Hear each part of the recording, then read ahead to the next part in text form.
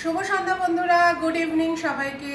অনেক দিন পর আসলাম তোমাদের সামনে সুস্মিতার কিচেনে। তোমাদের সকলকে স্বাগতম। আজ বহুদিন পর একটা রান্নার ভিডিও নিয়ে আসলাম আবার। বহুদিন গ্যাপ, খুবই অসুস্থতা, নিজের শ্বশুরমশাই মারা গেছেন, মানে সব মিলিয়ে একদম ঘেটেছিলাম। তো অনেক দিন পর ভাবলাম যে না, প্রায় 1 মাস হতে চললো কোনো ভিডিও দিইনি আমি, রান্নার ভিডিও। তো আজকে ঠিক করলাম যে চলো তোমাদেরকে একটা রান্নার ভিডিও দিই। আর লাস্ট ভিডিওতে আমি বলেইছিলাম যে স্টার্টার আইটেম অনেকগুলো দিয়েছি, এবার একটু মেন কোর্স দেব। তো আজকে চলে এসেছি মেন কোর্সের একটা রেসিপি নিয়ে।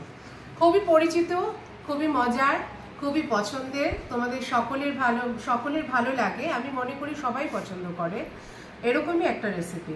এবং খুবই সিম্পল, মানে আমি সিম্পল করে করি।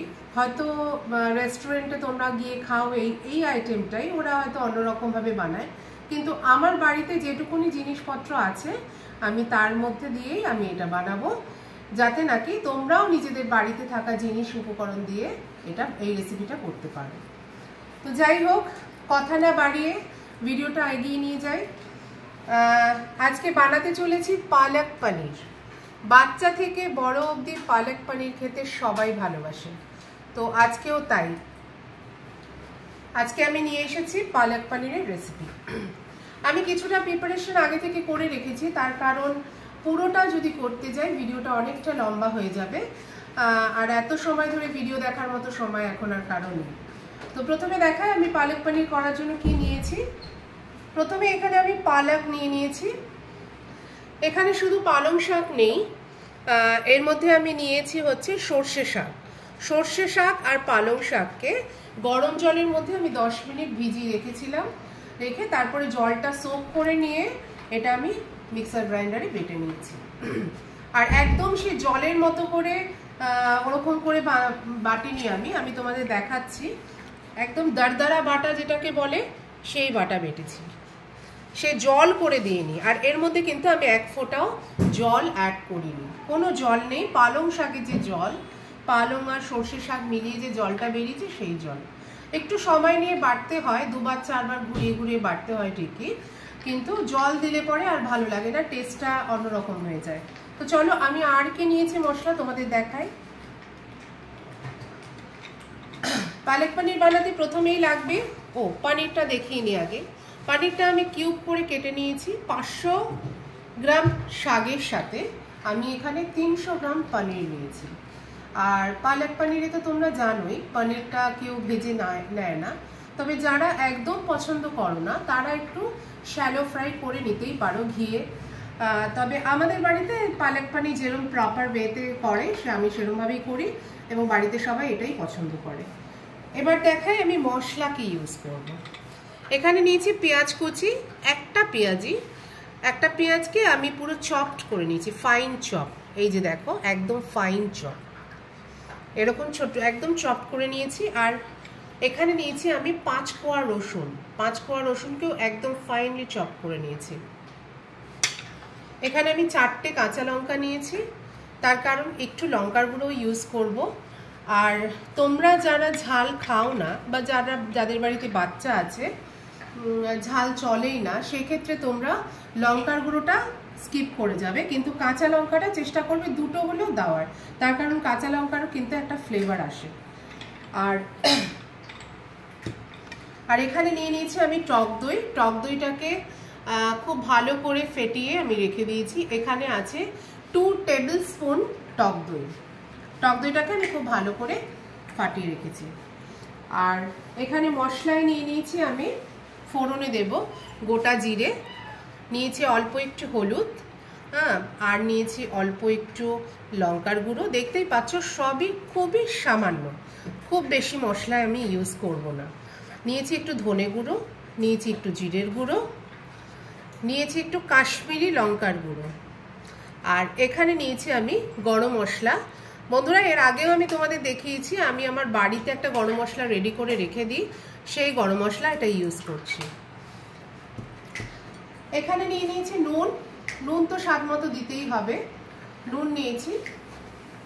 আর এই রান্নাটা আমি পুরোটাই ঘিয়ে করব, তাই একদম গাওয়া ঘি, একদম গাওয়া ঘি নিয়ে নিয়েছি। এখানে 1 টেবিল স্পুন গাওয়া ঘি নিয়েছি। 1 টেবিল স্পুন নিয়েছি, তার কারণ হলো আমি সবার শেষে এই ক্রিমটা যেহেতু ইউজ করব, সেই কারণে অতটা বেশি পরিমাণে আমি ঘিটা ইউজ করব না, সেই কারণে আমি 1 টেবিল স্পুন মানে ঘিটা নিয়েছি। আর দেব অল্প একটু স্বাদের জন্য চিনি। একটু পালক পনিরে একটু মিষ্টি না দিলে ভালো লাগে না, মানে পালকটা তো খুব একটু খাড় খাড়, তো সেই কারণে নুন মিষ্টি টকের ব্যালেন্স না হলে পালক পনির একদম স্বাদ ভালো লাগে না। আর দিয়ে দেব এখানে আমি কসুরি মেথিটাকে একটু ড্রাই রোস্ট করে রেখে দিয়েছি, এটাকে আমি লাস্টে অ্যাড করব। তো চলো রান্নাটা শুরু করা যাক।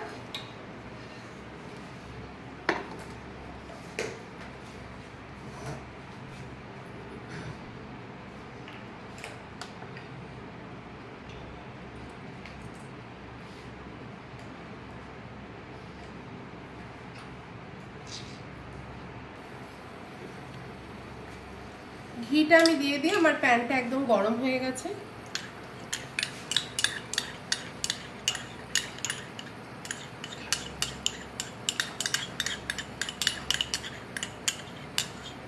শীতকাল না, ঘি একদম মানে গাওয়া ঘি হলেও টাইট হয়ে যাচ্ছে।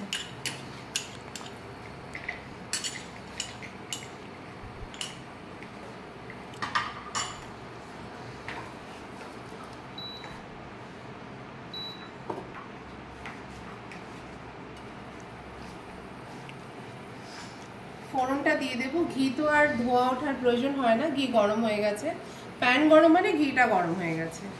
দিয়ে দেবো জিরে,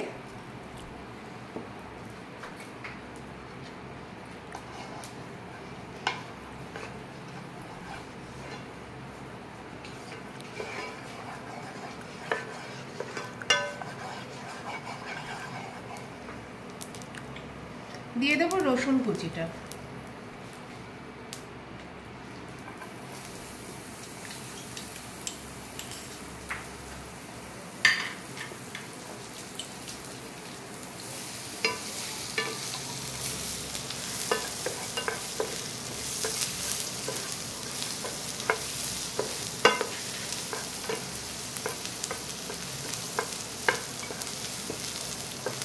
রসুন কুচিটাকে ভালো করে গোল্ডেন হওয়া অবধি রসুনটাকে ভালো করে ফ্রাই করতে হবে। আর রসুনটা যাতে বেশ একটু নরম নরম হয়ে যায়, গোল্ডেন ব্রাউন হবে কিন্তু এদিকে নরমও হবে, তো সেই জন্য আমি হালকা একটু নুন দিয়ে দেবো।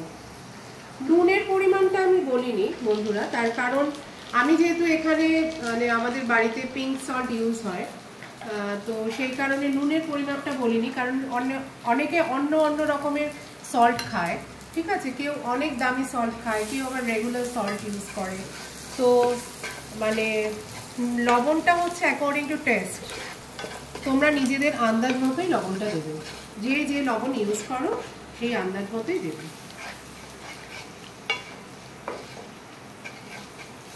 এবার আমি দিয়ে দেবো পেঁয়াজ কুচিটা,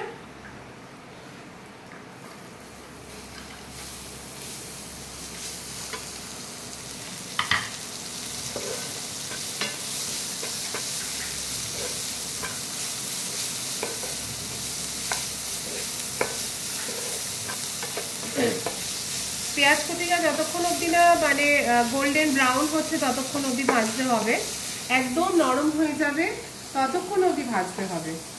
তোমাদের হাতে যদি সময় না থাকে তো পেঁয়াজ কুচিটা দিয়েও অল্প একটু লবণ দিয়ে দিতে পারো, সেক্ষেত্রে পেঁয়াজটা একদম মজে যাবে, ভাজাটা খুব তাড়াতাড়ি হয়ে যাবে।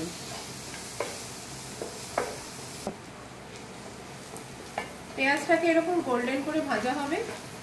আমার হয়েই এসেছে, একদম গোল্ডেন হয়ে গেছে, তোমরা দেখতেই পাচ্ছ একদম গোল্ডেন হয়ে পেঁয়াজটা কমে গেছে, মজে গেছে পুরো পেঁয়াজটা।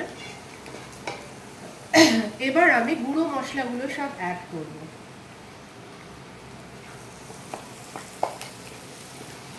দিয়ে দেব হলুদ গুঁড়ো, দিয়ে দেব লঙ্কার গুঁড়ো, দিয়ে দেব ধনের গুঁড়ো,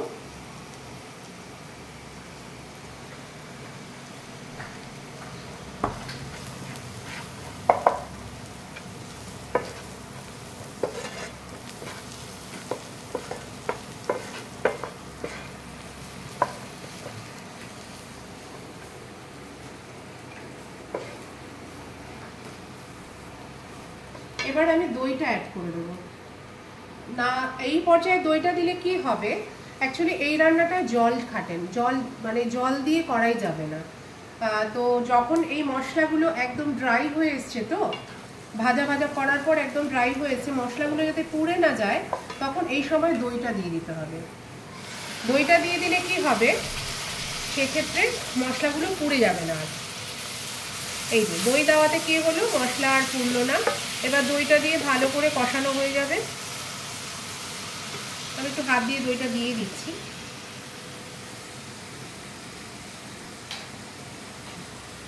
আমি একটু হাতটা ধুয়ে নিচ্ছি বন্ধুরা।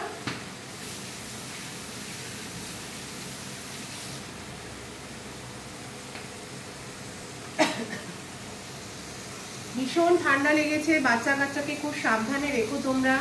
তার কারণ মানে আমি যত মানে আমার ফ্রেন্ড সার্কেল বা আত্মীয় স্বজন কাছাকাছি যারা থাকে, যাদের সাথে কথা হয় রেগুলার, সবার মুখে শুনছি সবাই অসুস্থ। তার কারণ হচ্ছে কি, মাঝখানে দুদিন খুব ঠান্ডা দিল, তারপর আবার মাঝখানে একদিন বৃষ্টি দিল, আবার এখন গরম দিচ্ছে। করাতে কি হচ্ছে, ভীষণ মানে ওয়েদারটা এত ফ্ল্যাকচুয়েট হচ্ছে, সবার শরীর খারাপ, ঘরে ঘরে শরীর খারাপ, সর্দি কাশি জ্বর, একটাই রোগ, সর্দি কাশি জ্বর। মানে ইনফ্যাক্ট আমার নিজেরও হয়েছে, খুব কাশি হয়েছে, খুব শরীর খারাপ। তার মধ্যেও যেন ভালো লাগছিল না, মনে হলো তোমাদের সাথে একটু আড্ডা মারি, রান্না করতে করতে একটু কথা তো হবে। এখন তো মানুষের কাছে সময়ই নেই কথা বলার মতো, মানুষ এত বিজি।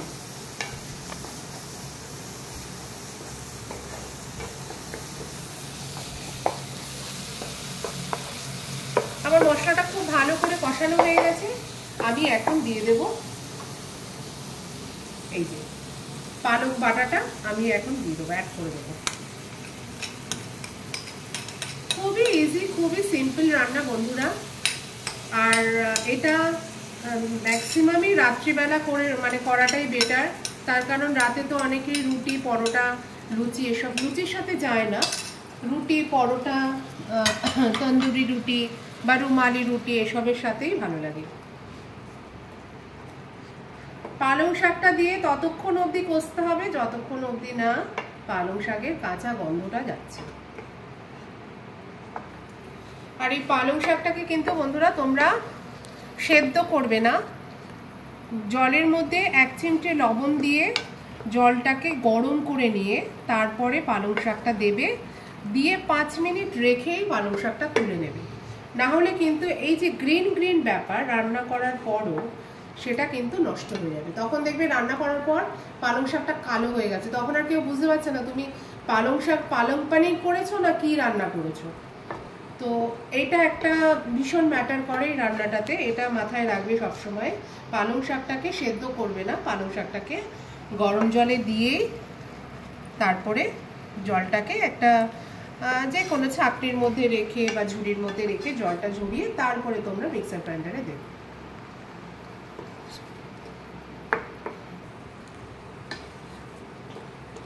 পালং শাকটা অনেকটাই আমি মানে কষানো হয়ে গেছে।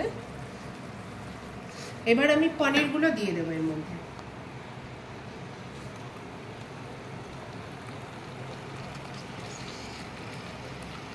পালংটা মানে ততক্ষণ অবধি তোমরা নাড়াবে, তোমরা বুঝতেই পারবে যে পালংয়ের তো একটা গন্ধ বেরোয়, মানে একটা কাঁচা গন্ধ, সেটা একটু দেখে নেবে। একটুখানি হাতাটা নাকের সামনে আনলেই তোমরা বুঝতে পারবে পালংয়ের একটা কড়া কড়া গন্ধ বেরোয়। সেই গন্ধটা মানে গন্ধটা মরে গেলে তখনই তোমরা পনিরটাকে অ্যাড করে দেবে। পনিরটাকে আমি অ্যাড করে দিয়ে ভালো করে নাড়াচাড়া করব, করে দিয়ে এবার আমি একটু স্বাদ মতো লবণ দেব। এবার একটু স্বাদ মতো লবণ দিলাম। আগে যেহেতু একটু লবণ দিয়েছিলাম রসুন ভাজার সময়, তো সেই কারণে এখন লবণটা একটু কম দেব।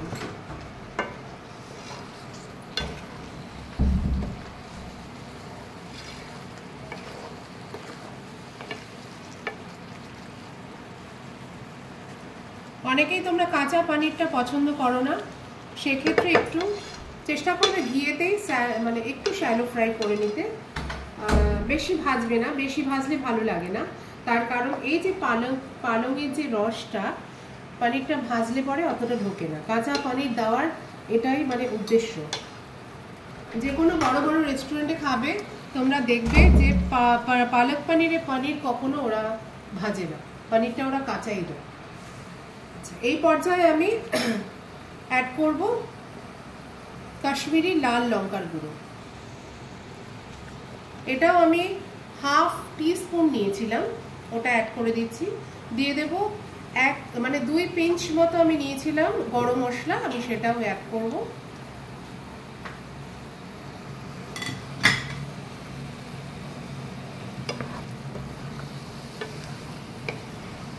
আমার রান্নাটা হয়েই এসেছে। আর তোমাদেরকে বারবারই একটা কথাই বলছি, একটাই মাথায় রেখো যে এই রান্নায় কখনোই জল ইউজ করবে না কোনো পরিস্থিতিতে। মানে গ্যাস আমি যেহেতু এখানে করছি, আমার তো এটা করেও আমি অভ্যস্ত, আমি জানি কতটা হিট হতে পারে, মানে কত তাড়াতাড়ি এটা শুকিয়ে যেতে পারে, আমি সেই হিসেবেই রান্নাটা করছি। তোমরা গ্যাস ওভেনে রান্না করবে, গ্যাসটাকে সিম করে করে নিয়ে রান্নাটা করবে, যাতে নাকি শাকটা পুড়ে না যায়, অথচ শাকটা কষানো হয়, রান্নাটা সুন্দর হয়। আর এর মধ্যে টক দই আর ক্রিম পড়াতে এমনি গ্রেভিটা খুব সুন্দর হয়ে যাবে, সেক্ষেত্রে জল অ্যাড করার কোনো প্রয়োজন নেই। আমার রান্না একেবারেই হয়ে গেছে। এবার আমি এর মধ্যে দিয়ে দেব একটু মিষ্টি দেব।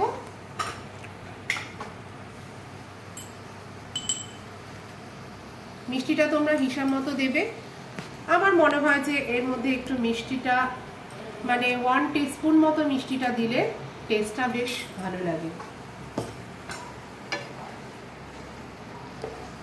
আর টক দই দিলে পরে যে কোনো রান্নাতেই 2 চিমটে হলেও একটু মিষ্টি দিতে হয়, তাহলে সেক্ষেত্রে টেস্টটাকেও ব্যালেন্স করে, তো সেই কারণে একটু মিষ্টি দিতেই হয়।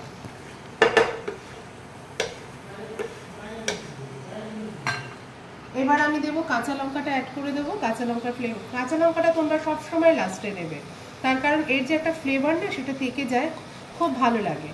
একদম লাস্টে কাঁচা লঙ্কাটা দেবে। আমি এখানে 3টে কাঁচা লঙ্কা চপ করে নিয়েছিলাম, তোমরা চাইলে বেশি ইউজ করতে পারো, চাইলে কম ইউজ করতে পারো, বা যদি বাচ্চা থাকে ইউজ না করে স্কিপ করেও যেতে পারো, তাতেও টেস্টের কোনো ফারাক পড়ে না। এবার দিয়ে দেবো কাসুরি মেথিটা। কাসুরি মেথিটা আমি আগেও বললাম ড্রাই রোস্ট করে রেখেছিলাম খালি খোলায়। এবার আমি কাসুরি মেথিটাকে হাত দিয়ে এরকম করে স্ম্যাশ করে দিয়ে দেব। আমার রান্না একদম ডান। ওপর দিয়ে আমি ক্রিম ছড়িয়ে দেব।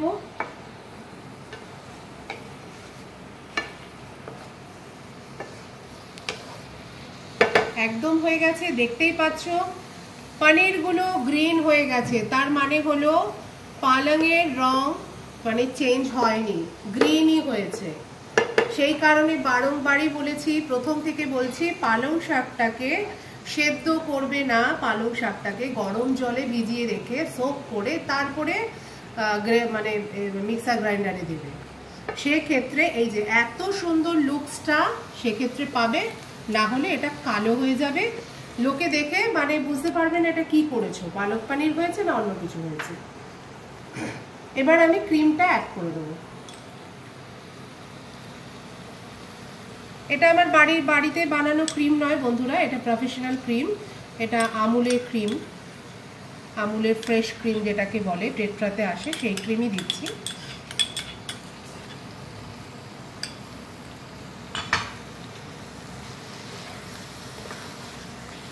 আমার রান্না একদম ডান। তোমরা বাড়িতে অবশ্যই বানিয়ে খাবে, আর আমাকে কমেন্টে জানাবে আমি যেভাবে বানালাম একদম সামান্য মশলায়। যে কোনো শাকের আইটেমই করবে না, এরপরে আমি দেব সর্ষে শাকের একটা রেসিপি দেব।